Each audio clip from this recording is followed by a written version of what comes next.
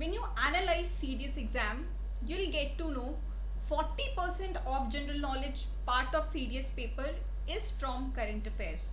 And when you analyze static GK part of this exam, directly, indirectly, some question comes from current affairs. So the crux is current affairs are very important. So hello everyone, I am Shivani Soni and I have brought a beautiful compilation of your monthly current affairs. Will be very specific for CDS 2 2021 exam, and this is the January session of this. Like this will cover every month till October for your exam, right? We'll not only discuss the MCQs but also the background of those MCQs, the one-liners and the category specific MCQs in this. Okay, so this is little long video but mind you इसमें हम सारे के सारे expected questions को cover करेंगे जो आपको exam में देखने को मिल सकते हैं. पूरा 3 डायमेंशनल जिस तरह से हम पढ़ाई करते हैं उसी तरह से करेंगे हर एस्पेक्ट को देखकर. अगर आपका पेपर टफ भी आता है you will be very confident in your exam, right? So let's get started with the number 1 question here. The first question is consider the following statements with respect to light amplification by stimulated emission of radiation dazzlers. ये हो गया हमारा laser का full form. ठीक है, आपको laser का full form भी साइंस सेक्शन में पूछा जा सकता है. ठीक है, तो इसे आप याद रख लेना. Laser stands for light amplification by stimulated emission of radiation dazzlers. ठीक है, डैजल का मतलब क्या होता है? अभी देखो, dazzlers is an equipment. Dazzle का मतलब क्या होता है कि अगर आपकी आंखों में बहुत ज्यादा ऐसे लाइट आ जाती है तो आपकी आंख ऐसे चौंधिया जाती है ना, दैट इज कॉल्ड डैजल. ठीक है, तो जिस इक्विपमेंट से ये किया जाता है दोज आर डैजलर्स. ओके, अब ये हो गया statement based question. Let us go with the statement. It is a lethal method of warning and stopping suspicious vessels and aircraft from approaching secured areas. ठीक है, ये बात करें कि यहाँ पे ये लीथल मेथड है. सेकेंड स्टेटमेंट को कंसिडर करते हैं. It is capable of dazzle during both day and night. Alright, third statement here is the technology was developed by DRDO, that is Defense Research and Development Organization. You should know the headquarter, the chairman of DRDO here. ठीक है, ये news में चल रहा है तो you should know this. Before getting into the answer, हम थोड़ा सा इसका बैकग्राउंड नॉलेज देख लेते हैं. देखो, अभी ये न्यूज में है because Bharat Electronics Limited has signed a contract with Indian Navy for initial supply of 20 laser dazzlers. ठीक है, अभी हमने लेजर का फुल फॉर्म देख लिया है. This was in news because of this reason. और यहाँ पे फर्स्ट स्टेटमेंट को गलत करते हुए यहाँ पे एक्सप्लेनेशन है कि it is used as a non lethal method. ठीक है, non lethal method for warning और stopping the vessels, boats, aircraft, UAVs, pirates etcetera from approaching secured areas both day and night. यहाँ पे हमारा सेकेंड स्टेटमेंट करेक्ट हो जाता है. ठीक है, ये बैकग्राउंड नॉलेज से आपको क्वेश्चन का समझ आएगा कि कैसे हमें अप्रोच करना है. It is capable of dazzle and there by suppress the person's optical sensors action with disability glare in case of non compliance to the order. ठीक है, आपको ये PDF मिल जाएगी, आप इन डिटेल भी देख सकते हो. But the thing you should know is laser dazzler technology was developed by DRDO. ठीक है, this is a unique product indigenously designed and developed for the first time for the armed forces. ठीक है, this is under आत्मनिर्भर भारत. तो यहाँ पे हमारा सही आंसर क्या हो जाएगा? ये गलत हो गया because this is non lethal method. ठीक है, ये दोनों स्टेटमेंट हमारे यहाँ पे सही है. लेट्स क्रॉस चेक कि क्वेश्चन में क्या पूछा है. हमें करेक्ट पूछा है तो करेक्ट स्टेटमेंट यहाँ पे क्या हो जाएगा? C, 2 and 3 only, right? अब सेकेंड स्टेटमेंट पे आते हैं. कमिटी का क्वेश्चन है. RP Tiwari committee, sometimes seen in news, recently was constituted by. पहले तो ये RP Tiwari कमेटी किस चीज के लिए है आपको ये पता होना चाहिए. RP Tiwari committee university grants commission, that is UGC, has set up 7-member committee headed by RP Tiwari. इन्हीं के नाम पे कमेटी बनाई गई है, फॉर्म की गई है. This committee will consider the issue of holding common entrance test at undergraduate level only for next academic year in central universities to provide a single platform admission. अब इसका मतलब क्या हो गया? जैसे हमारे यहाँ पे बहुत सारे एग्जाम कंडक्ट हुए जाते हैं फॉर अंडर ग्रेजुएट कोर्सेज, तो इनको कंपाइल करके एक टेस्ट बनाने की योजना चल रही है, ठीक है। The new national education policy advocates reducing the number of entrance test to eliminate the need of taking coaching for these exams. आप बहुत सारे एग्जाम्स को अपेयर करते हो आफ्टर योर क्लास 12, तो उन्हीं के लोड को कम करने के लिए ये नेशनल एजुकेशन पॉलिसी एडवोकेट करती है, ठीक है। In the suggestion, National Testing Agency will be established. The agency will be tasked to conduct a common aptitude test as well as specialized common exam. ठीक है, common aptitude test होगा और individual मतलब specialised जो exams होंगे वो भी conduct किए जाएंगे at least twice a year for admission to bachelor degrees in central universities. तो ये किसके थ्रू है? ये आरपी तिवारी कमिटी जो है, this is constituted by university grant commission, ठीक है। ये बैकग्राउंड इक्वली इंपॉर्टेंट है क्योंकि हो सकता है आपको ये स्टेटमेंट बेस्ड क्वेश्चन पूछे जा सके, तो उस केस में आपको सारे के सारे आंसर्स पता होने चाहिए, ठीक है। अब क्वेश्चन है हमारा, India's first lithium refinery will be set up in.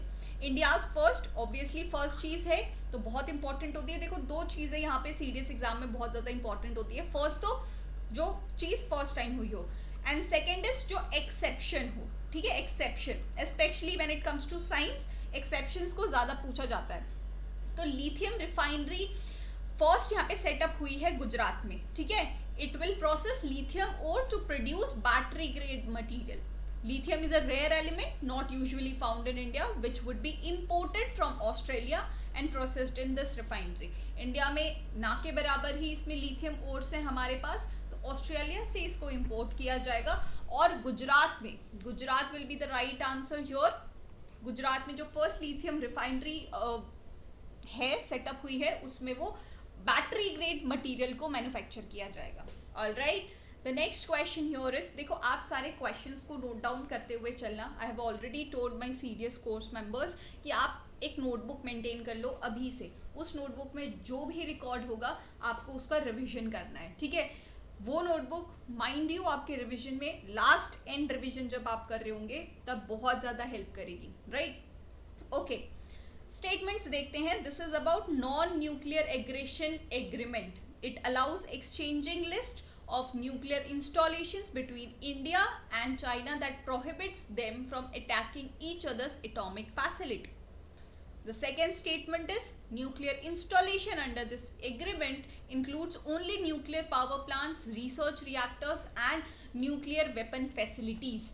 अब इसका बैकग्राउंड पहले जानना इंपॉर्टेंट है। What is important about non-nuclear aggression agreement is it promotes practice of exchanging the list of nuclear installation was carried out under bilateral arrangement that prohibits them from attacking each other's atomic facility. तो ये बात यहाँ पे सही हो गई about non-nuclear aggression agreement. The second aspect here is the exchange was made in accordance with Article 2 of the agreement on prohibition of attacks against nuclear installments and facilities between Pakistan and India. ठीक है, the term nuclear installation of facility includes nuclear powers, research reactors, fuel fabrication, uranium enrichment, isotope separation and reprocessing facilities, ठीक है। दो countries पता चल गए। Facilities में क्या क्या चीज आ गई, तो यहाँ पे हमारा स्टेटमेंट 3 कवर हो जाता है। It covers any other installation with fresh और irradiated nuclear fuel and material in any form and establishment storing significant quantities of radioactive elements और materials। तो हमें क्या पूछा है यहाँ पे? करेक्ट स्टेटमेंट पूछा है। फर्स्ट स्टेटमेंट हमारा गलत क्यों हो जाता है? Because it is between India and Pakistan. Second statement क्यों गलत हो जाता है? क्योंकि यहाँ पे ओनली पूछा गया है। सेंटेंस को ध्यान से पढ़ोगे, अगर सिर्फ ये इंक्लूड करके लिखा होता तो ये स्टेटमेंट सही होता, बट ओनली लिखा है तो ये गलत हो जाएगा। क्यों? Because other than nuclear power, research reactor and nuclear weapon facilities, ये इन सबको भी, जैसे यूरेनियम एनरिचमेंट है, आइसोटोप सेपरेशन है, उनके साथ भी डील करता है। तो करेक्ट स्टेटमेंट यहाँ पे कोई भी नहीं है, तो डी ऑप्शन, नीदर 1 नॉर 2 यहाँ पे करेक्ट हो जाएगा, ठीक है। ऑलराइट, तो आपको पता चल रहा होगा हर एक एमसीक्यू के साथ हमें पता चल रहा है उस पर्टिकुलर टॉपिक के बारे में। तो उस पर्टिकुलर टॉपिक के बारे में आराम से पढ़ोगे ताकि क्वेश्चन अलग, देखो कॉपी पेज करके क्वेश्चन नहीं आ सकता है, आपको क्वेश्चन बदल के पूछा जाएगा, वो आप अच्छे से आंसर करोगे। Next question here is, which of the following statements are incorrect with respect to Sukanya Samriddhi योजना? अब सुकन्या समृद्धि योजना क्या है? पहले सिर्फ इस योजना के बारे में हम जान लेते हैं. Sukanya Samriddhi Yojana is, it enables guardian to open a savings account for girl child. देखो यहाँ पे जो इंपॉर्टेंट चीज होगी उसको मैं अंडरलाइन करूंगी. This is for girl child, ठीक है, with an authorised commercial bank और India post branch. Sukanya Samriddhi Yojana account can be opened by legal guardians of girl child provided the girl shouldn't be more than 10 years of age. यहाँ पे number include हुआ है, number याद कर लो, ठीक है. लड़की की उम्र 10 साल से ज्यादा नहीं होनी चाहिए, तभी ये अकाउंट ओपन होगा. Individual can open an account with low as 250 rupees and they also have to invest minimum 250 to keep account active. मतलब मिनिमम अमाउंट उसमें 250 रुपीज है, उससे कम नहीं जाना चाहिए वरना अकाउंट इनएक्टिव हो सकता है. द मैक्सिमम अमाउंट कितना हो गया? 1.5 lakhs. मतलब 250 रुपीज से लेके 1.5 lakhs तक की अमाउंट उसमें हम स्टोर कर सकते हैं. The maturity period is 21 years. Maturity period क्या है? 21 years है. The account holder will be able to withdraw from her account once she reaches age of 18. जब वो 18 years की गर्ल हो जाएगी तब she can withdraw the amount. तो यहाँ पे हमसे क्या पूछा है? इनकरेक्ट पूछा है. स्टेटमेंट क्या है?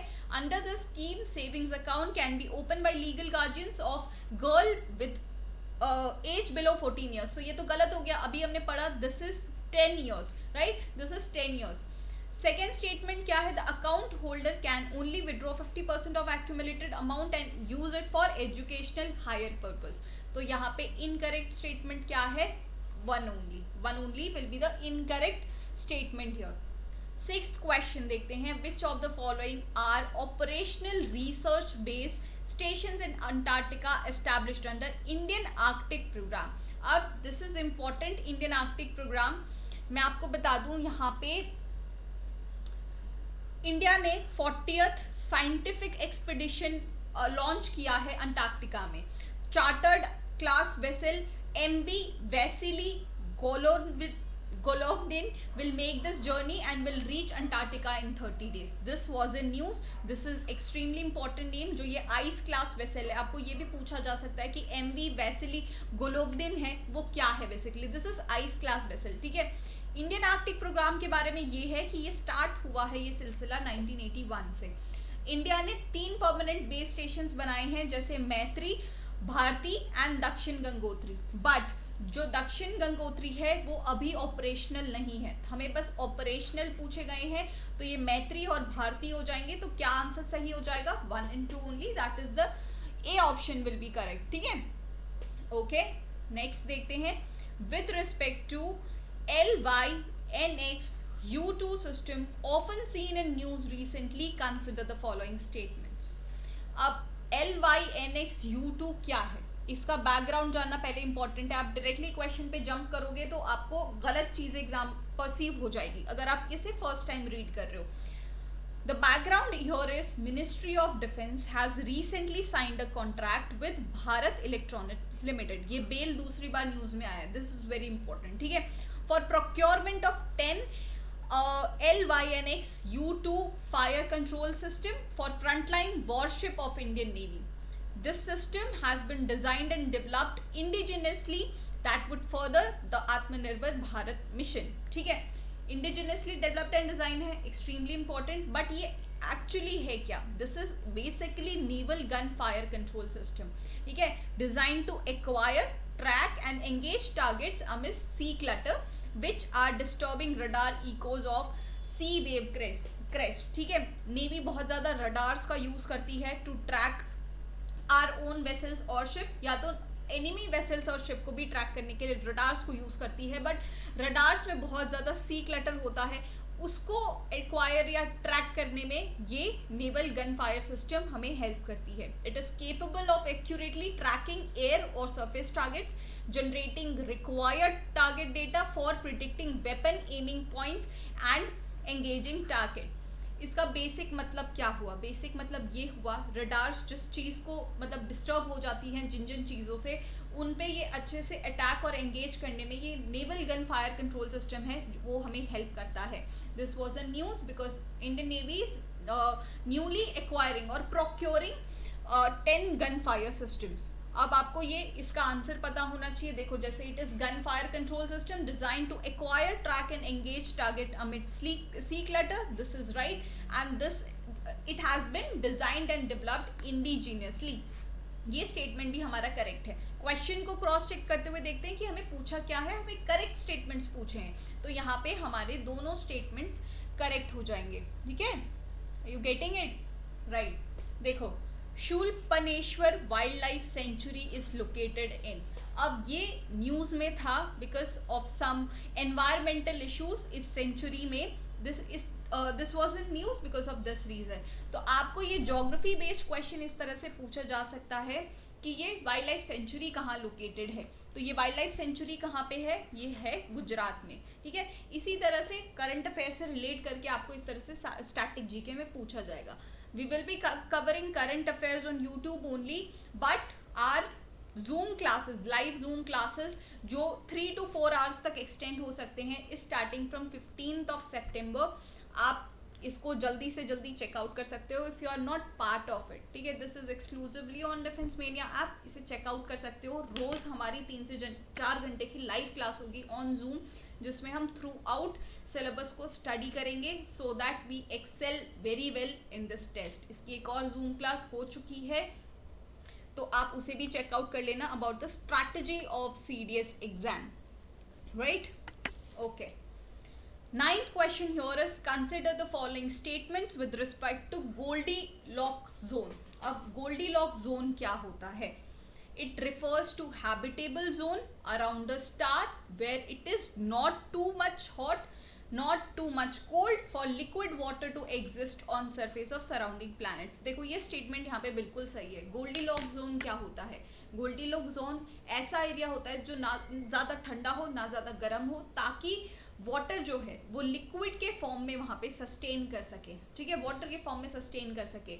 अर्थ is in sun's Goldilocks zone. ये बिल्कुल सही स्टेटमेंट है. देखो, अर्थ ऐसी पोजीशन पे है कि वो यहाँ पे वाटर सस्टेन कर सकता है. अगर अर्थ मर्क्यूरी की जगह पे होता तो वो वेपर बन जाता, प्लूटो की जगह पे होता तो वो फ्रोजन हो जाता because of distance from the sun. तो यहाँ पे ये बिल्कुल सही है कि सन का गोल्डीलॉक्स जोन यहाँ पे अर्थ है. तो यहाँ पे हमारे दोनों स्टेटमेंट करेक्ट है. ठीक है, दोनों स्टेटमेंट हमारे करेक्ट है, तो सी ऑप्शन यहाँ पे हमारा सही हो जाएगा.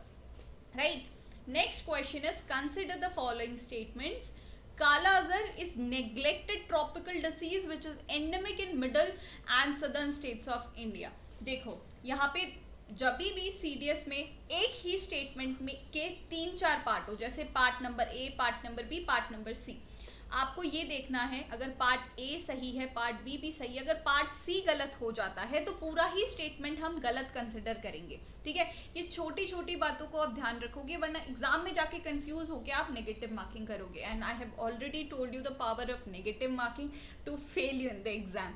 ठीक है, वो हमने मास्टर क्लास में ऑलरेडी डिस्कस कर चुका है. तो ये बात का आप ध्यान रखोगे. एक आपको ये ध्यान रखना है कि हमें पूछा क्या गया है. हम बस इतना पढ़ते हैं और जो हमें सही गलत लगता है उसको हम टिक करके आ जाते हैं. You have to also consider this part. Okay, तो काला अजहर जो है this is tropical disease endemic not in middle and southern states. ये यूपी झारखंड वाले एरियाज में एंडेमिक है. It is cause by protozoan Entamoeba histolytica. नहीं, एंटामीबा हिस्टोलिटिका से ये कॉज नहीं होता है. थोड़ा बैकग्राउंड देख लो आप इसका. यहाँ पे आपको स्टेटमेंट पता चल गया, दोनों ही गलत है, neither one nor two. This is endemic to Uttar Pradesh, Bihar, Jharkhand and West Bengal वाला एरिया. ठीक है, this is tropical disease characterised by irregular fever. ये आपको बायो में पूछा जा सकता है. ठीक है, अभी अभी ये न्यूज में है तो बायो में इसका आपको सोर्स, सिम्टम्स वगैरह पूछे जा सकते हैं. Irregular fever, weight loss, anaemia, swelling of the spleen and fever. ये फीवर है. ठीक है, it is cause by protozoa leishmania parasite. ठीक है, लेशमेनिया से ये कॉज होता है. इसका कॉजिंग ऑर्गेनिज्म बहुत इंपॉर्टेंट है and it is transmitted by humans by the bite of infected female sand flies. ठीक है, आपको ये कॉजिंग एजेंट पता होना चाहिए और ट्रांसमिटिंग एजेंट भी पता होना चाहिए। तो यहाँ पे हमारे दोनों स्टेटमेंट हो जाते हैं गलत, राइट। ओके, आप है ना अपना स्कोर भी मेंटेन करना, आप अपना स्कोर भी मेंटेन करना कि आपको कितनी न्यूज़ पता थी, क्योंकि ये जनवरी की न्यूज़ है, अभी तक आपको पता होना चाहिए था। बट डोंट वरी, हम सब डिस्कस करते हुए चल रहे हैं, बस ये आपका ट्रैक रिकॉर्ड रखने में काम आएगा, राइट। स्कोर आप अपना कमेंट सेक्शन में मेंशन कर सकते हो। यहाँ पे क्वेश्चन हमसे पूछ रहा है, consider the following statements about Pong dam lake seen in news recently. Pong dam lake, इसके बारे में क्या है? It is constructed on the river Ravi in wetlands of Shivalik hills in Himachal Pradesh. ये हिमाचल प्रदेश में है, ये तो सही बात है, बट रिवर रावी रिवर पे नहीं है, ये है ब्यास पे, ठीक है। This is on river Beas. It is named after Maharana Pratap Sagar. Yes, this is correct, and it was declared as wildlife sanctuary and is one of the Ramsar sites in India. ये point भी यहाँ पे सही है। इसका थोड़ा background देख लेते हैं। देखो, हमें आपसे करेक्ट पूछा है, करेक्ट स्टेटमेंट पूछा है, तो करेक्ट कौन सा है? यहाँ पे तो मैंने बता दिया, ये फैक्टर रॉन्ग है, तो पूरा स्टेटमेंट ही यहाँ पे रॉन्ग हो जाएगा। तो 2 and 3 will be the correct option here. थोड़ा सा इस लेक के बारे में जान लो। This is also known as Pong reservoir, ठीक है। इसको महाराणा प्रताप सागर भी कहा जाता है। अगर एग्जाम में आपको पोंग लेक के नाम से नहीं, अगर महाराणा प्रताप सागर लेक से पूछा जाए तो भी आप थोड़ा ध्यान में रखिएगा, ठीक है। This has been named in the honour of Maharana Pratap. The reservoir और lake is well known wild life sanctuary and one of the international wetland site declared in India by Ramsar convention. तो थर्ड स्टेटमेंट भी यहाँ पे हमारा true साबित हो रहा है। और जैसे कि यहाँ पे लिखा है, it has been constructed on the river Beas in wetlands of Shivalik hills in Himachal Pradesh. आपसे ये भी क्वेश्चन शॉर्ट में पूछा जा सकता है कि पोंग रिजर्वॉयर कौन से स्टेट में है। तो सारी चीजों को ध्यान में रखते हुए चलना, ठीक है। It is located in the trans Himalayan path fly path of various migratory birds. Majuli island, पिछली बार भी सीडीएस में पूछा गया था, वो seen in news. It is located in which state? जैसे मैंने अभी कहा, आपको पोंग रिजर्वॉयर का स्टेट डायरेक्टली पूछ सकते हैं, तो ये ऐसे क्वेश्चन में पूछ सकते हैं, ठीक है। मजूली आइलैंड, मजूली आइलैंड क्यों इतना फेमस है? क्योंकि ये वर्ल्ड का बिगेस्ट रिवराइन आइलैंड है, ठीक है, रिवराइन आइलैंड। ये भी क्वेश्चन आपके लिए इंपॉर्टेंट है। कौन सी रिवर पे है, ये भी इंपॉर्टेंट है। ये कौन सी रिवर पे है? रिवर ब्रह्मपुत्र पे, ठीक है, रिवर ब्रह्मपुत्र। कौन से स्टेट में है ये? दिस इज इन असम, ठीक है, असम में ये है, right. Next question, replace initiative, extremely important. Replace का एक बहुत बड़ा मीनिंग निकलता है, अभी इसका फुल फॉर्म भी देख लेंगे। Was seen in news recently, it is related to which of the following? Replace initiative लिया गया है for elimination of trans fats. देखो, इसका वो थोड़ा बैकग्राउंड देख लो।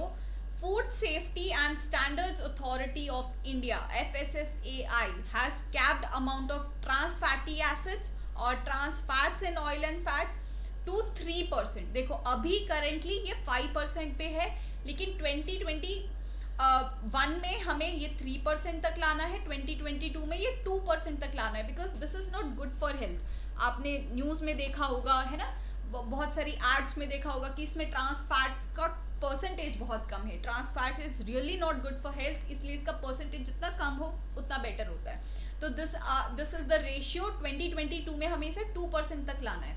अब ये जो रिप्लेस है trans fat is initiative of WHO, ठीक है। WHO provides a strategic approach to eliminating industrially produced trans fats from national food supplies with the goal of global elimination by 2023। 2023 तक हमें इसका global elimination चाहिए, ठीक है। अब रिप्लेस ये कैसे बना है? RE stands for review dietary sources of industrially produced trans fats and landscape for required policy change। P stands for promote the replacement of industrially produce trans fat with healthy fats and oils। L stands for legislate or enact regulatory actions for that। A stands for access and monitor trans fat content in food supply।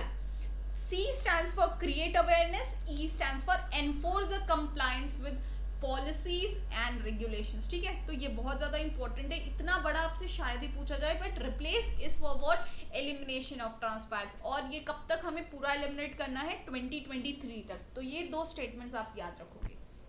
Next यहाँ पे देखते हैं, consider the following statements. Tri food parks are initiative of ministry of food processing. देखो ये ministry of food processing का तो है ही, लेकिन और भी इसमें बहुत सारी मिनिस्ट्रीज इन्वॉल्व हैं। The parks procure raw material for Van Dhan Kendra and process them to be sold across country through tribe outlets। यहाँ पे हमने करेक्ट पूछा है, फर्स्ट तो इनकरेक्ट हो गया है, क्योंकि सिर्फ और सिर्फ फूड प्रोसेसिंग मिनिस्ट्री इन्वॉल्व नहीं है, वो हम बैकग्राउंड में देखेंगे। देखो, this is joint initiative of ministry of tribal affairs, ministry of food processing industries and TRIFED, ये तीनों का ये जॉइंट इनिशिएटिव है। Launched under Van Dhan Yojana, tri food parks and food processing centres. Aim क्या है, to promote value addition to minor forest produce. Tri food parks will procure raw materials from Van Dhan Kendra, ठीक है। फिर इसमें ये प्रोसेसिंग होगी और this will be sold across the country through tribe India outlets, ठीक है। क्या होगा, वनधन केंद्र से रॉ मटेरियल कलेक्ट किए जाएंगे, प्रोसेस होंगे और अक्रॉस इंडिया ये ट्राइब इंडिया आउटलेट से सेल होंगे, ठीक है। तीनों मिनिस्ट्री का जॉइंट इनिशिएटिव है। Grand Renaissance Dam was in news recently. ये न्यूज में क्यों था, क्योंकि ये बहुत ज्यादा डिस्प्यूटेड है among some countries located in African continent, इसलिए बहुत ज्यादा न्यूज में रहा है। ये हाइड्रो पावर प्रोजेक्ट जो है वो कौन से नेशन में है, तो आंसर इज इथियोपिया में।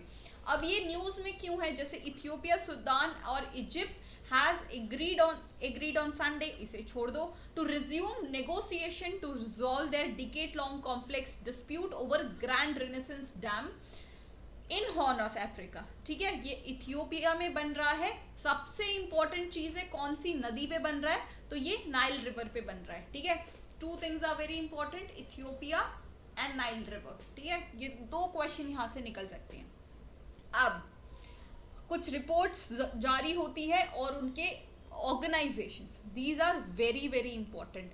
अब ग्लोबल रिस्क रिपोर्ट ये कौन जारी करता है, देखो मैं आपको बता दूं, यहाँ पे पूछा है नॉट करेक्टली मैच्ड। देखो यहाँ पे क्वेश्चन ही टोटल अदर वे राउंड हो गया ना, अपसाइड डाउन हो गया। आप करेक्ट सोच के करेक्ट मार्क करके आ जाते, बट यहाँ पे नॉट करेक्टली पूछा है, ठीक है। नॉट करेक्टली है, there is no point of remembering this. मैं डायरेक्ट आपको आंसर बताती हूँ। जो ग्लोबल रिस्क रिपोर्ट है वो वर्ल्ड इकोनॉमिक फोरम रिलीज करता है, वर्ल्ड इकोनॉमिक फोरम। इसी के साथ आपको ये सारे के सारे हेडक्वार्टर्स पता होने चाहिए, इन ऑर्गेनाइजेशंस के हेडक्वार्टर्स पता होना चाहिए। ग्लोबल फाइनेंशियल स्टेबिलिटी रिपोर्ट जो है वो international monetary fund, that is IMF जो हम उसको नाम से जानते हैं, वो ग्लोबल फाइनेंशियल स्टेबिलिटी रिपोर्ट को रिलीज करता है। वर्ल्ड इकोनॉमिक आउटलुक ये रिलीज कौन करता है, अगेन इंटरनेशनल मॉनेटरी फंड, ठीक है। अभी मैं आगे आपको इंपॉर्टेंट जो इंस्टीट्यूशन है वो कौन कौन से रिपोर्ट्स को जारी करता है वो भी बताऊंगी, ठीक है। Will also go categorically in other videos कि कौन को हम जो स्पेसिफिक होते हैं, जैसे स्कीम्स का अलग हो गया, नेशनल न्यूज़ अलग हो गई, डिफेंस न्यूज़ अलग हो गई, उस पर भी वीडियोस बनाएंगे। तो do not forget to keep Defence Mania in your preparation list till this CDS exam, ठीक है, बिल्कुल भी मत भूलना। Kayakalp initiative was seen in news recently, ये किससे रिलेटेड है, कायाकल्प इनिशिएटिव बेसिकली है क्या, this is related to public health. अब ये पब्लिक हेल्थ से कैसे रिलेटेड है, दैट इज योर होमवर्क, ठीक है। थोड़ा सा होमवर्क करना, you will get to know कि how hard it is to compile all the news your, ठीक है। तो आपको ये कैसा लग रहा है, मैंने बहुत सारी जगह से ये कंपाइलेशन उठाया है, तो you can also comment it down how you feel about it, right. Consider the following statements. अब ये बिम्स्टेक के बारे में है। It is a regional group of 7 members established through Bangkok declaration. Eastern Economic Forum is a joint initiative of East Asian countries to develop East Asia. Mekong Ganga Cooperation, it is initiative of India and Asian nations. अब आप इसमें confuse होंगे कि क्या क्या है, तो अच्छे से एक बार देख लो। जो बिम्स्टेक है, this is the regional group of 7 members. कौन कौन से 7 मेंबर्स हैं इसमें, Bangladesh, India, Myanmar, Sri Lanka, Thailand, Bhutan, Nepal. ठीक है, ये बैंकॉक डिक्लेरेशन से एस्टैब्लिश हुआ है इन द ईयर ऑफ 1997। तो तीन चीजें कौन सी इंपॉर्टेंट है, BIMSTEC, Bangkok declaration and 7 members of this organisation. ठीक है, ईस्टर्न इकोनॉमिक फोरम की बात करें, it has been established by a decree of president of Russian Federation Vladimir Putin, कब 2015 में, with the aim of supporting economic development of Russia's far east and to expand international cooperation with Asia Pacific region। आप eastern Economic forum से इतनी सी चीज जान सकते हो, this is for the development of Russia's far east. ठीक है, Russia's फार east. Mekong Ganga cooperation की बात करें तो this is initiative of 6 countries, India and 5 Asian Nations. ठीक है, India plus Asian, namely Cambodia, Laos, Myanmar, Thailand, Vietnam. Mekong passes through which 5 countries along with China. It is not initiative of all Asian countries. Asian में देखो 10 countries आते हैं, but Mekong Ganga corporation में सिर्फ 5 country है plus India है। तो बात करें इस पर्टिकुलर क्वेश्चन की, हमें क्या पूछा है, नॉट करेक्ट पूछा है। तो नॉट करेक्ट, बिम्स्टेक तो यहाँ पे सही है because this is through Bangkok declaration and it is between 7 members. लेकिन ईस्टर्न इकोनॉमिक फोरम जो है वो ईस्ट एशिया के बारे में नहीं है, this is about east Russia. Mekong Ganga India और ऑल एशियन नेशंस का नहीं है, ओनली 5 नेशंस का है। तो ये दोनों स्टेटमेंट यहाँ पे गलत हो जाते हैं, नॉट करेक्ट ही पूछा है। तो सही ऑप्शन हमारा 2 और 3, सी ऑप्शन सही हो जाएगा। ठीक है, देखो इस तरह से आपको सीडीएस के क्वेश्चन को 360 डिग्रीज को एनालाइज करके चलना है, वरना आपका नेगेटिव होना शॉर्ट है। ठीक है, हर एक स्टेटमेंट को अच्छे से एनालाइज करो, कोई भी यूनिट उसका गलत नहीं होना चाहिए। फिर एग्जैक्टली देखो क्वेश्चन में करेक्ट पूछा है या नॉट करेक्ट पूछा है, फिर उसको सही टिक मार्क करो। ठीक है, और सीडीएस एग्जाम के जीके पेपर में आपके पास बहुत टाइम होता है, तो don't worry, calm down your mind और आराम से सॉल्व करो। Next question is consider the following statements. ये है अबाउट अस्मी। अब ये अस्मी क्या है, India first indigenous 9mm machine पिस्तौल, दिस इज करेक्ट। अस्मी जो है इंडिया की पहली इंडिजिनस मशीन पिस्तौल है। It is developed by DRDO's armament research and development establishment. Yes, ये डीआरडीओ का ही इनिशिएटिव है एंड अस्मी इज मशीन पिस्तौल, इंडिया की फर्स्ट इंडिजिनस। ठीक है, यहाँ पे भी आप इसका एक्सप्लेनेशन देख सकते हो। अस्मी का मतलब होता है pride, self respect and hard work. ठीक है, एक्सप्लेनेशन आप रीड आउट कर सकते हो with reference to paradox of thrift theory. This is from economics. आपको इकोनॉमिक्स में ऐसे क्वेश्चन पूछे जा सकते हैं। ठीक है, this is also related to current affairs. इसी तरह से जैसे मैंने हर स्ट्रैटेजी में बताया है कि करंट अफेयर्स आर इंपॉर्टेंट, जो करंट अफेयर्स में होता है उसका आपका बैकग्राउंड नॉलेज पूछा जाता है। दैट्स वाई हमें ऐसा लगता है कि साइंस का क्वेश्चन इकोनॉमिक्स का क्वेश्चन है। This is the biggest example for that. Paradox of thrift theory, ये क्या कहता है, it postulates a direct correlation between savings and economic growth during recession. देखो इस थ्योरी के according, these are not my postulates, लेकिन paradox of thrift जो कहता है वो क्या कहता है, जैसे ही रिसेशन बढ़ता है ना, वैसे ही हम सेव करना शुरू कर देते हैं, हम अपनी सेविंग्स शुरू कर देते हैं। हमें ऐसा लगता है रिसेशन आ रहा है, भाई पैसे बचाने चाहिए। ये कहता है। The theory was popularized by John Maynard Keynes. तो यहाँ पे हमें करेक्ट स्टेटमेंट पूछा है तो 2 ओनली होगा। क्यों, देखो अच्छे से पढ़ो। Paradox of thrift theory states individual try to save more during economic recession which essentially lead to fall in aggregate demand and hence economic growth. क्या होता है, जब रिसेशन होता है इकोनॉमिक ग्रोथ कम हो जाती है, लेकिन लोग क्या करते हैं, जनरली सेविंग्स और शुरू कर देते हैं, जिसकी वजह से डिमांड कम हो जाती है। हम पैसे खर्च नहीं कर रहे, मतलब हमारी डिमांड घट रही है, तो इकोनॉमिक ग्रोथ को और हैम्पर करेगी and this is very deadly situation. इस तरह से हमारा इकोनॉमिक ग्रोथ इंक्रीज नहीं हो पाता and it is popularized by economics known as John Maynard Keynes. तो हमारा यहाँ पे सेकेंड स्टेटमेंट ही करेक्ट होगा। अब सुलावेसी वाटी पिक पेंटिंग, अब ये न्यूज में है, तो ये कहाँ डिस्कवर हुई है, सुलावेसी वाटी पिग पेंटिंग। ये आर्ट एंड कल्चर का बहुत इंपॉर्टेंट स्टेटमेंट है, again related to what we call current affairs. ये हमें पाया गया है इंडोनेशिया में। इसका थोड़ा वो देख लो background. Archaeologists have discovered world's oldest known cave art in limestone cave of Leang टेजोंग, ये जो भी है cave in remote valley on the island of Sulawesi, Indonesia. Indonesia में आर्ट पाया गया है। इसमें basically these are life size picture of wild pig that was painted at least 45,500 years ago and consist of figurative depiction of Wati pig, a wild boar that is endemic to Indonesian island। ठीक है, ये world की oldest known cave art है, तो अपने आप में important है। ये क्वेश्चन भी ऐसे आ सकता है कि which is world's oldest known cave art, तो आपको पता है क्या है आंसर। अब ये दूसरा आर्ट एंड कल्चर का question, Dharashiv caves. Dharashiv caves जो है वो वापस न्यूज में डोमिनेट कर रहा है। ये कहाँ पे है, ये कौन से स्टेट में लोकेटेड है, ये महाराष्ट्र में है। ठीक है, ये इतनी चीज यहाँ पे इंपॉर्टेंट है। थर्ड फेज ऑफ प्रधानमंत्री कौशल विकास योजना was launched by which of the following ministries. तो आपको प्रधानमंत्री कौशल विकास योजना के बारे में पता होना चाहिए। This has been launched by ministry of skill development and entrepreneurship. ठीक है, मिनिस्ट्री पता चल गई। इसका ऑब्जेक्टिव क्या है, to impart skills to 1 crore person. Number याद रखना, कौन से ईयर तक, 2020 तक, at an allocation of 12,000 crore rupees. ठीक है, मिनिस्ट्री आप याद रखिएगा। अब ये ज्योग्राफी का क्वेश्चन हो जाएगा। Mount Semeru volcano is situated in which of the following.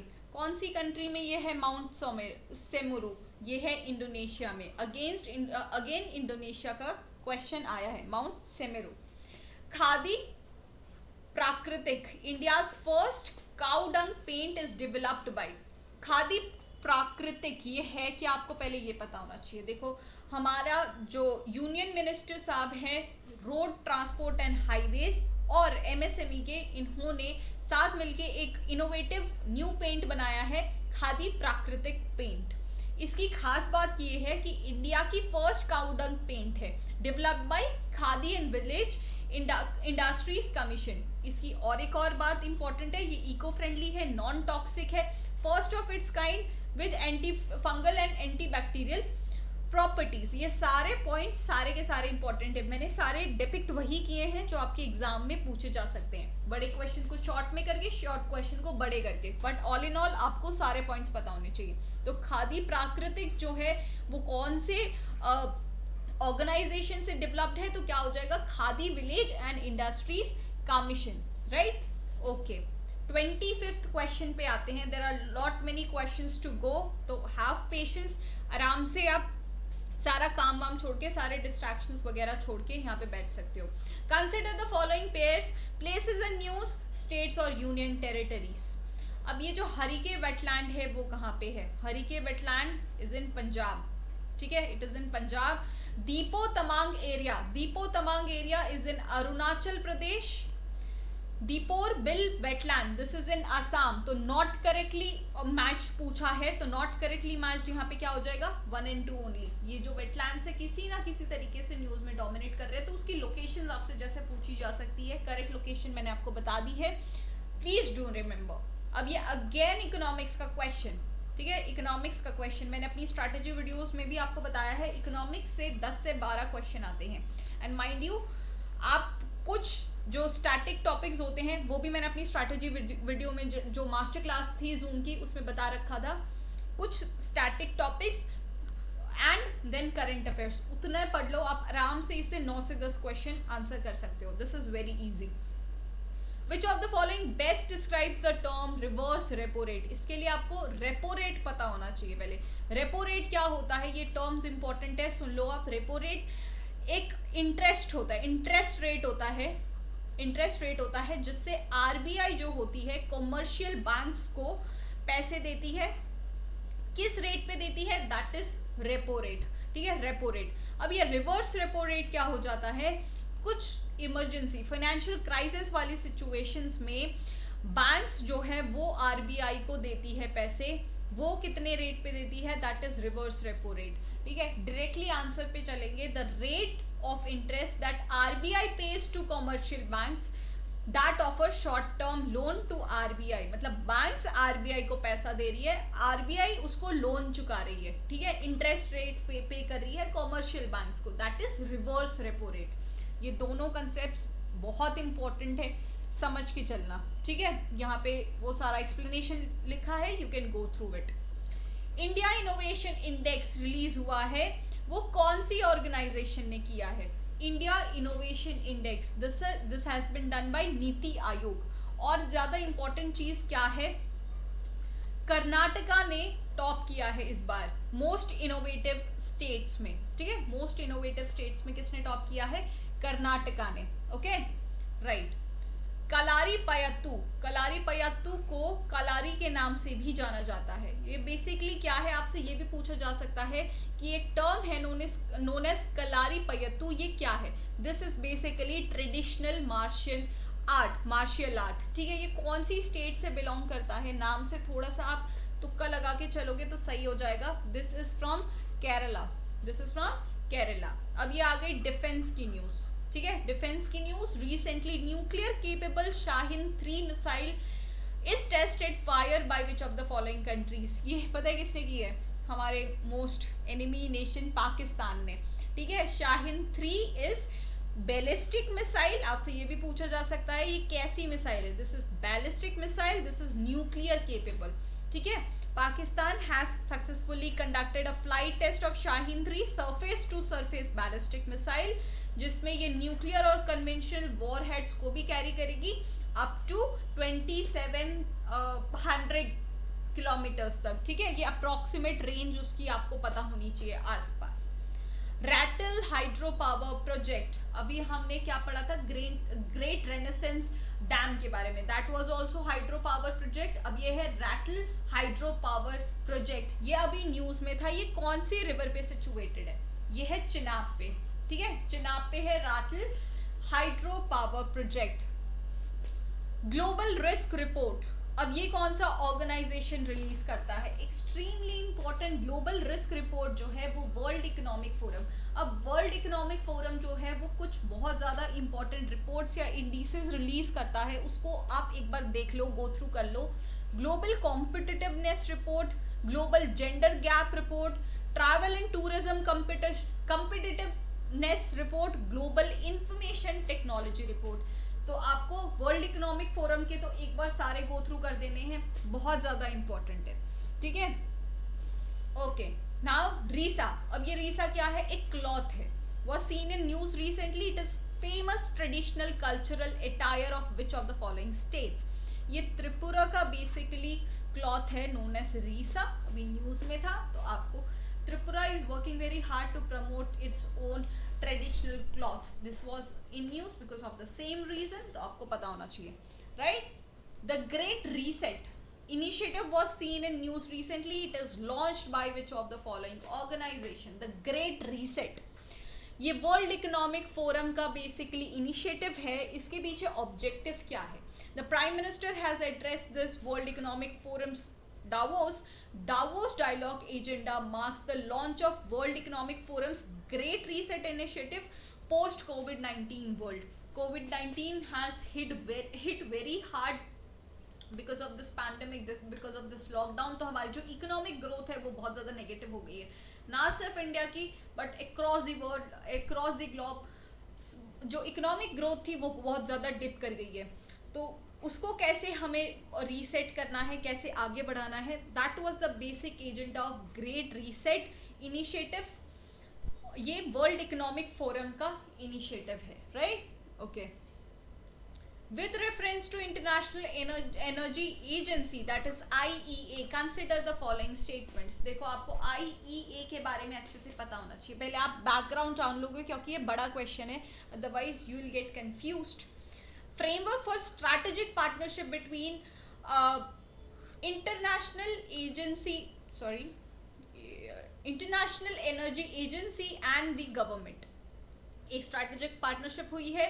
जो IEA है वो बेसिकली 1973-74 के ऑयल क्राइसिस के दौरान एस्टैब्लिश हुई है, when industrialised countries found they were not adequately equipped to deal with the oil embargo imposed by major producers that pushed prices to the historically high levels. ये 30 nations इसमें involved है and only OECD nations are given partnership to IEA. All OECD members except for Chile, Iceland, Israel, Mexico and Slovenia are the members of IEA.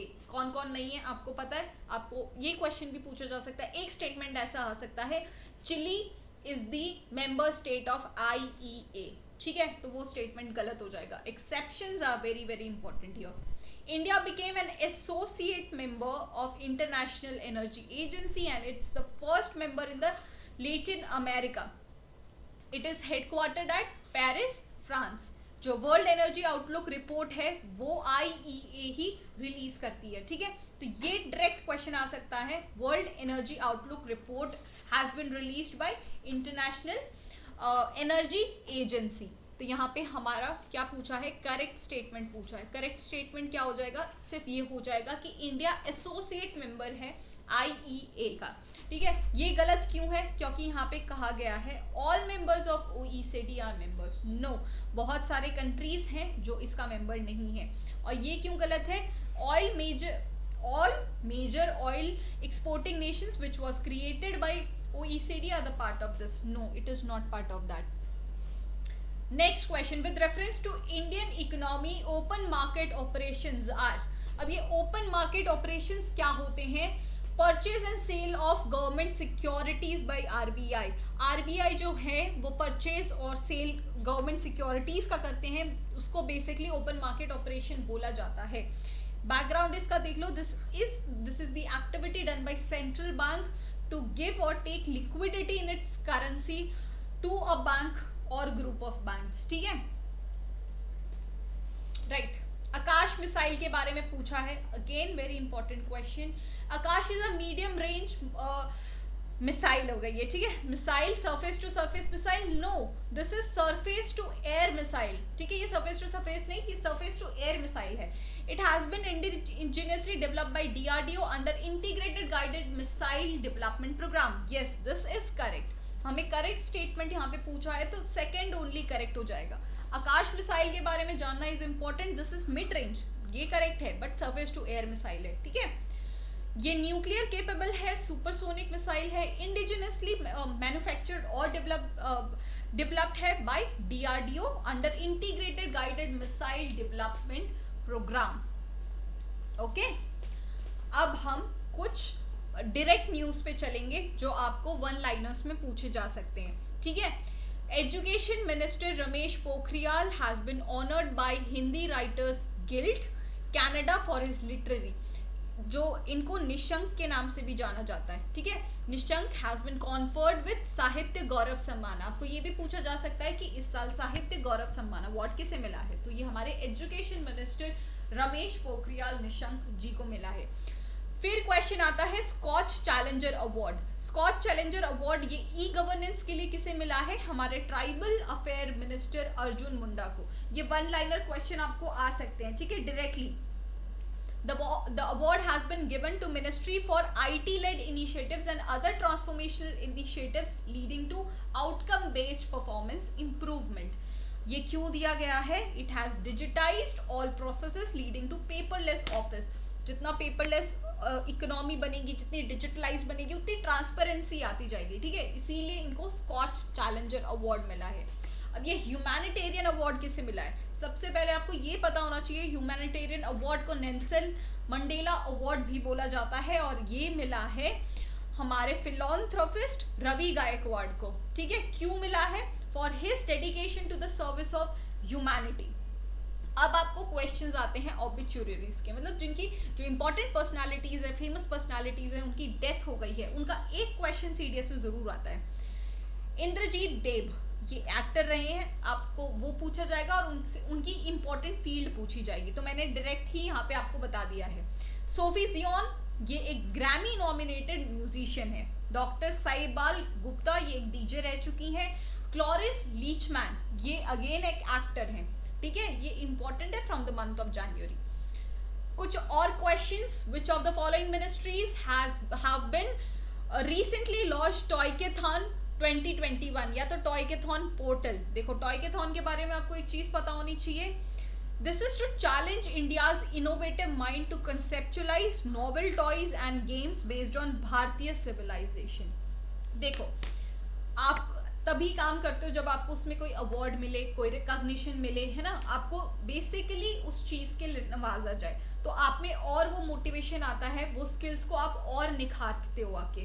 तो Toycathon 2021 का यही है कि young minds को और इंस्पायर किया जाए, वो अपने ट्रेडिशनल जो थॉट्स हैं उनको इम्प्रोवाइज करके नई चीजें ला सकें, ठीक है, भारतीय सिविलाइजेशन से, हिस्ट्री से, कल्चर से, माइथोलॉजी से, इथोस से, taking a giant leap in the path of Atmanirbhar Bharat initiated by prime minister Narendra Modi. This is basic funda of Toycathon. Question हमें पूछा है कौन सी मिनिस्ट्रीज इसमें इन्वॉल्व है, तो यहाँ पे ये सारी की सारी मिनिस्ट्रीज इन्वॉल्व है। कौन कौन सी? Education, women and child development, textile, commerce and industries and MSME, ये सारी की सारी यहाँ पे जो मिनिस्ट्रीज हैं वो टॉयकेथॉन 2021 में इन्वॉल्व हैं, right. Now question is from gulf corporation council. Gulf corporation council के बारे में ये दोनों करेक्ट स्टेटमेंट है, अच्छी बात है, जो हम पढ़ेंगे हमें याद रह जाएगा। GCC suppliers account for 34% of India's crude imports. It is social and regional organisation among Bahrain. देखो याद रख लेना कौन कौन से कंट्रीज है यहाँ पे, Bahrain, Kuwait, Oman, Qatar, Saudi Arabia, UAE, that is United Arab Emirates, ये सारे के सारे यहाँ पे इन्वॉल्व हैं। ये दोनों स्टेटमेंट्स यहाँ पे करेक्ट हो जाएंगे, ठीक है। स्कूल बैग पॉलिसी 2020 ये रिलीज किया है कौन सी मिनिस्ट्री ने? देखो स्कूल बैग पॉलिसी के अंदर जो प्रिस्क्राइब वेट है ना, ये आपके जो जूनियर्स होंगे या आपके सिबलिंग्स होंगे, आपके कजिन्स होंगे, उनके लिए बहुत इंपॉर्टेंट है। Please check if your younger ones are in class 1 and 2, तो उनका वेट इतने से इतने तक होना चाहिए, ठीक है।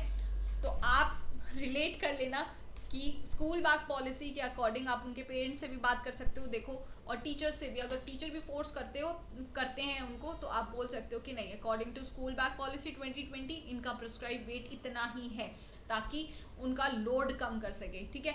This has been released by NCERT, National Council of Educational Research and Training. Okay. Which of the following statements is or are correct pertaining to Kochi Mangaluru National Gas Pipeline? Kochi Mangaluru National Gas Pipeline के बारे में, this is the part of one nation one gas grid policy. Yes, this is true. This is under one nation one gas grid. It has been built by GAIL India Limited. Yes, this is also right statement. It promotes cooperative federalism between states, a center like Kerala and Karnataka. Cooperative federalism. अब federal क्या होता है? Although I am gonna teach complete polity from 15th of September on Zoom class inside the CDS course of Defense Mania, but still अभी आप जान लो जो federal होंगे, देखो हमें ना उसमें बहुत सिस्टमैटिक स्टडी करने वाले हैं, पूरे इंपॉर्टेंट टॉपिक्स देखेंगे, एक्सपेक्टेड क्वेश्चंस को देखेंगे, प्रीवियस ईयर क्वेश्चंस को देखेंगे, तो ये CDS हमें बहुत ज़्यादा रॉकिंग निकालना है, तो please be part of that. पूरा अनडिस्ट्रैक्टेड, पूरा फोकस स्टडी आप उस पर करके जाओगे। I assure you the selection in your CDS 2 2021 exam, ठीक है। फेडरल स्ट्रक्चर क्या होता है? अब देखो कोई भी कंट्री होते हैं ना, उनके कॉन्स्टिट्यूशन का या तो उनकी कंट्री का दो नेचर होता है, एक तो यूनिटरी होता है, एक फेडरल होता है। यूनिटरी क्या होता है? जिसमें सिर्फ सेंट्रल गवर्नमेंट होती है, बट इंडिया का क्वासी फेडरल है। क्यों? ज्यादातर फेडरल है। फेडरल कैसे? इसमें अलग अलग लेवल्स पे गवर्नमेंट है, अलग अलग, there is division of power, central government है, स्टेट गवर्नमेंट है, then there is local bodies like panchayat as well. Quasi federal क्यों कहा गया है? क्यों? क्योंकि जब इमरजेंसीज होती हैं तब ये यूनिटरी इन नेचर बन जाती है, सेंट्रल गवर्नमेंट इन पावर आ जाती है। तो हम ऑल इन ऑल देखें तो सिर्फ फेडरल नहीं है, सिर्फ यूनिटरी नहीं है, this is known as quasi federal. Okay, तो this is the way we gonna study in our zoom classes as well. तो यहाँ पे हमें करेक्ट स्टेटमेंट पूछा है ना, तो ये तीनों यहाँ पे करेक्ट स्टेटमेंट है about Kochi Mangaluru gas pipeline. 1, 2, 3 will be the correct option here. ये रिपीटेड क्वेश्चन है, मैंने आपको बोला था आपको रिवर याद रहनी चाहिए, रिवर पे ही ऐसे क्वेश्चन आ गए, तो this is the way question has been एमोल्डेड।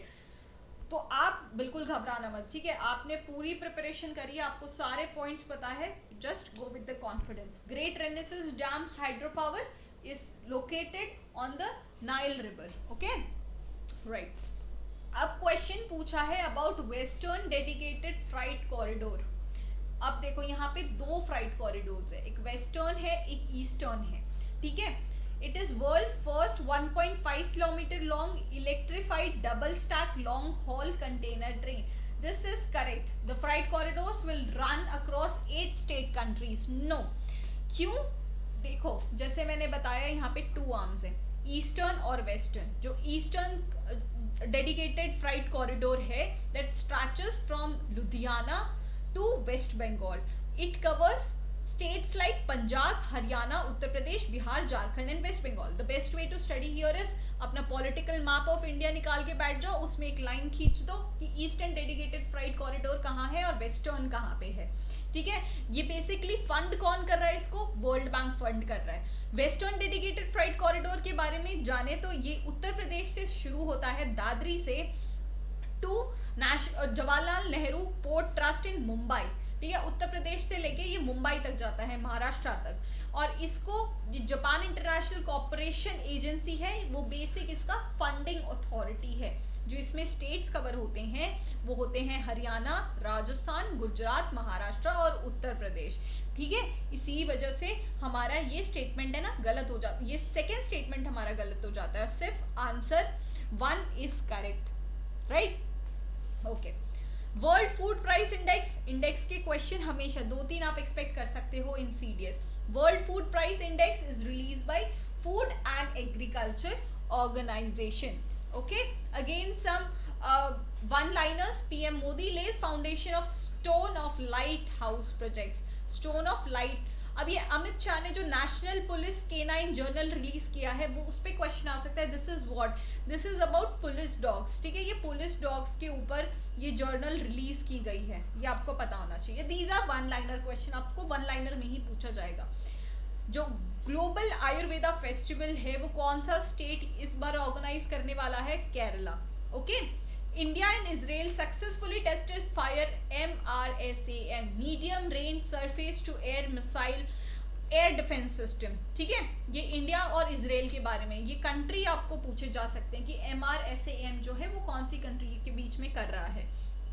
Harshvardhan launches coastal research vessel Sagar Anveshika. Sagar Anveshika क्या है ये आपसे पूछा जा सकता है कि ये एक टर्पीडो है, सबमरीन है, एयरक्राफ्ट है, तो this is coastal research vessel, okay. अब इंडिया का 67 ग्रैंड मास्टर कौन है? लियोन मेंडोनका, ठीक है। आसाम राइफल पब्लिक स्कूल ने फर्स्ट खेलो इंडिया स्पोर्ट्स शुरू किया है from the north east. Airthings masters किसने जीता है? तैमूर राजजाबोव, ठीक है। ये थोड़ा नॉर्थ ईस्टर्न नाम है, pardon me if I pronounced it wrong. Claire Polosak became the first women to officiate in men's test. This is very important. ये first है and related to women है, आपसे पूछा जा सकता है। क्लेयर पोलोसाक। खेलो इंडिया आइस हॉकी टूर्नामेंट है वो कहाँ पे है? इस बार कारगिल में है, इसलिए बहुत इंपॉर्टेंट है, ठीक है। इंडिया का पहला फायर पार्क कहाँ पे है? उड़ीसा, इंडिया का first fire park. AIIMS Bhubaneswar को इस बार कायाकल्प अवार्ड मिला है। कायाकल्प का हमने इन डिटेल भी क्वेश्चन देखा है तो आपको पता होना चाहिए, ठीक है। Indian army signed a pact to produce high altitude drones from Idea Forge for $20 million। Then India और जापान ने MOU that is memorandum of understanding sign किया है to enhance cooperation in ICT including 5G technology. ये countries याद रखने हैं, main आपको countries याद होने चाहिए, ठीक है। और government gives forward target of 20% ethanol blending with gasoline by 2025। ये आपको स्टेटमेंट बेस्ड क्वेश्चन भी आ सकता है कि कौन से ईयर तक इसकी डेडलाइन है। डेडलाइन 2025 तक है, 20% इथेनॉल ब्लेंडिंग हमें करनी है, ठीक है, ओके। पीयूष गोयल जो है इन्होंने इनॉग्रेट किया है प्रारंभ startup India international summit, ministry of petroleum and gas launch सक्षम awareness campaign.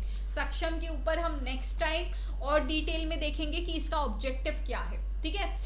Labour movement museum, अब ये कहाँ है? इंडिया का पहला है, बहुत ज्यादा इंपॉर्टेंट है। ये कहाँ पे है? केरला में, labour movement museum. PM Modi flags off 8 trains to boost connectivity to Statue of Unity। Statue of Unity कहाँ पे है? गुजरात पे, गुजरात में। Statue of Unity बेसिकली किसका स्टैचू है? सरदार वल्लभ भाई पटेल का, ठीक है। ये क्वेश्चन थोड़े जीके टाइप से, वो आपको पता होना चाहिए। इंडिया की पहली कोविड-19 वैक्सीन किसे लगी थी? इनके रेसिपिएंट थे Manish Kumar.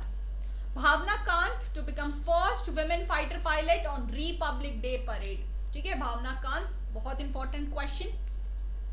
India Japan Ink Pact for Movement of Skilled Workers। Assam to come up with Science City at Tepesia। Science City कहाँ पे है असम में? पता होना चाहिए, टिपेसिया में है।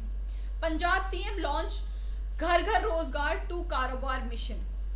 नीति आयोग ने इंडिया इनोवेशन इंडेक्स रिलीज किया है, अभी हमने इन डिटेल भी इसका क्वेश्चन पढ़ा है।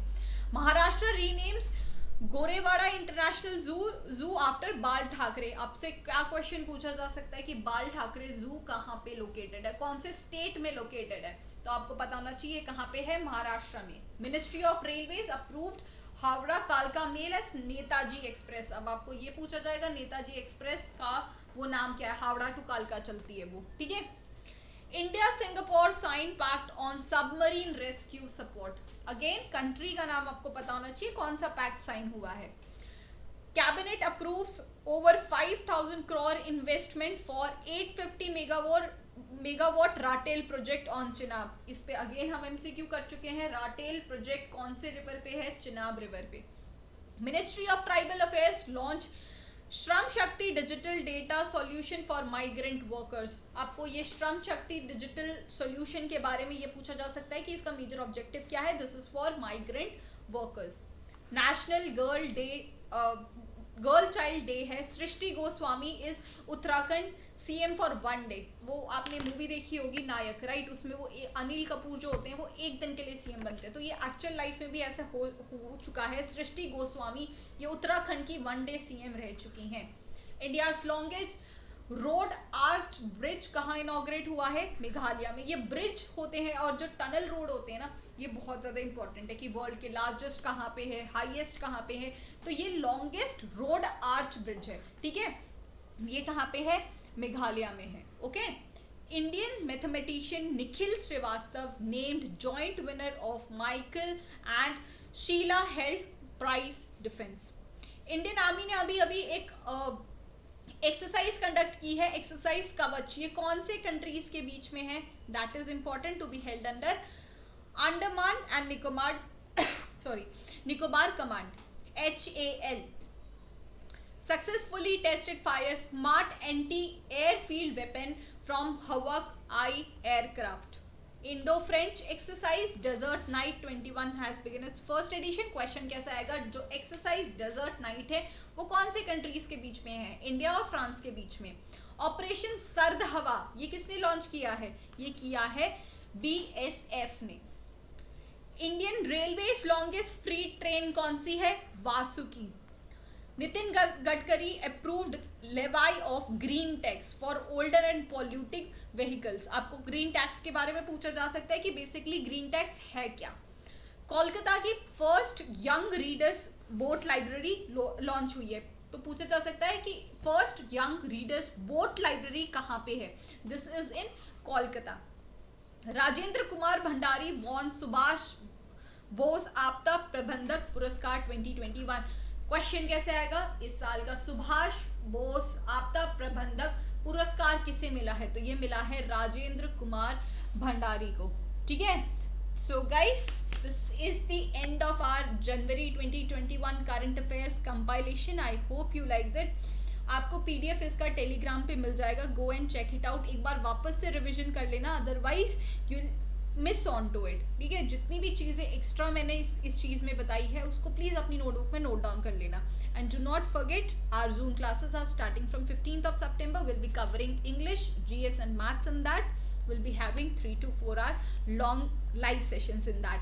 Be part of that and clear your CDS 2 2021 as soon as possible, right? So I'll take your leave here. I'll see you guys in the next series. Till then, goodbye and Jai Hind.